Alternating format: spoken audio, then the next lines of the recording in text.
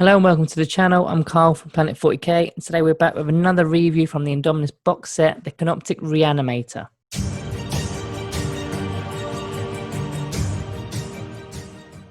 So the Canoptek Reanimator is a brand new model. He fits into any Necron detachment in the Elite section. Comes in at 110 points or 5 power level. So his stats are as follows.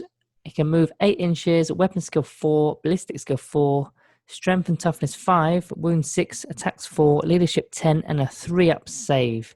He comes with a monster keyword, which is quite interesting, so he can be shooting while in combat. So he's quite similar to the Canoptek Spider in some ways, but his movement is pretty rapid at 8 inches, so he can keep up with other units or get to other units if required. So he's got a few abilities. Firstly, Living Metal. This rule may change when the Codex drops in a month or so, but at the moment it's basically where the model regains a wound at the start of the turn. So his second ability, Nano Scarab Reanimating Beam. So this is done in your command phase. You select a unit within 9 inches of the Reanimator and add 1 to the reanimation protocol rolls. This lasts until your next command phase. It's pretty decent in terms of synergy and keeping your army alive. However, I've got a few issues with these abilities. First of all, there's no quantum shielding, which is a bit disappointing. I can live with that, I guess, but the kicker is that the Cryptex virtually have the exact same rule where they can add 1 to reanimation protocols. Theirs is only 3 inch, however, it's an aura ability rather than picking one unit. Not only that, the Cryptek is a character, so it can't be targeted so easily, whereas this Reanimator is a monster, not a character, so it can be picked off from turn 1. And the Cryptek is 25 points cheaper and gives other buffs as well. So the only thing I can think of is like maybe you can stack the 2 abilities together with the Cryptek and the Reanimator, so you'd have +2 to your reanimation roll. But now you're investing a lot of points into this when perhaps you could just be buying another squad of, say, warriors. Anyway, let's move on to the guns. Maybe we can find something in here that's pretty useful. So his shooting, he has 2 atomizer beams. Each are assault 3. Strength 6, -2 AP, but only 1 damage. He's hitting on 4, so on average he's going to be getting 3 hits anyway. Strength 6 is nice against toughness 3 units, so hopefully that will score you 3 wounds as it's only wounding on 2s. Versus toughness 4 and 5, you'll need 3s to wound, so you're approximately getting 2 wounds. Toughness 6, 1.5 wounds, and pretty much everything else you're going to be needing 5s to get a single wound off. Now it's -2 AP, which is decent, but it's only single damage. So really this thing is only going to be killing a couple of single Primaris Marines at best per shooting phase.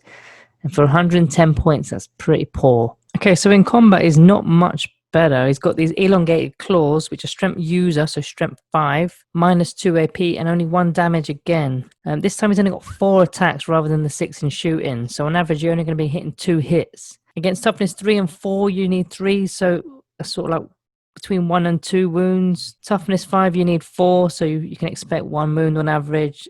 Toughness 6 to 9, you need 5, so you'll be lucky to get a single wound. So it's pretty underwhelming to say the least.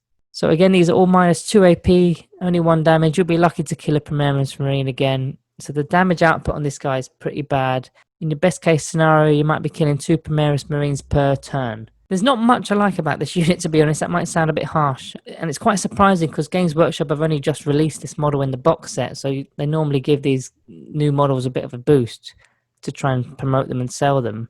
The only thing I can think of is maybe when the Codex does release in October that they're going to change some rule mechanisms. So maybe it will be a lot more powered than it currently is at the moment. I know they're going to be changing reanimation protocols, and that's obviously quite a big thing with his ability.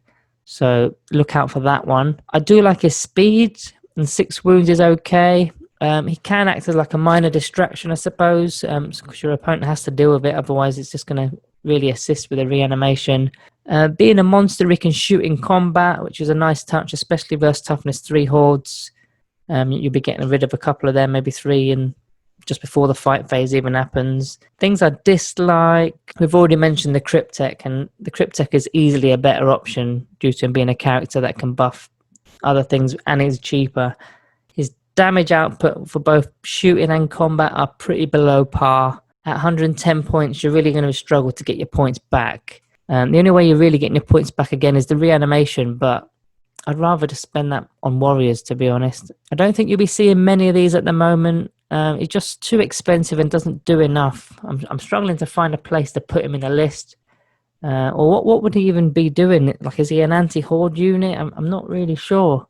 If you've got any suggestions, put them in the comments, because I'm struggling with this one. Again, like, if the codex does change, then maybe we'll see what he actually is about. But at the moment, overall, unfortunately, I'm going to be giving him a Planet 40k rating of just 2 out of 5. And that's being generous. So if you've enjoyed the video, please give us a thumbs up, drop us a sub, comment if you think I've missed anything, or if you've got any ideas of what this thing is actually going to be doing when the new codex drops. The next review video is going to be about the crypto thralls. That should be out in the next couple of days, maybe even tomorrow. So stay tuned for that one, and I'll see you again next time.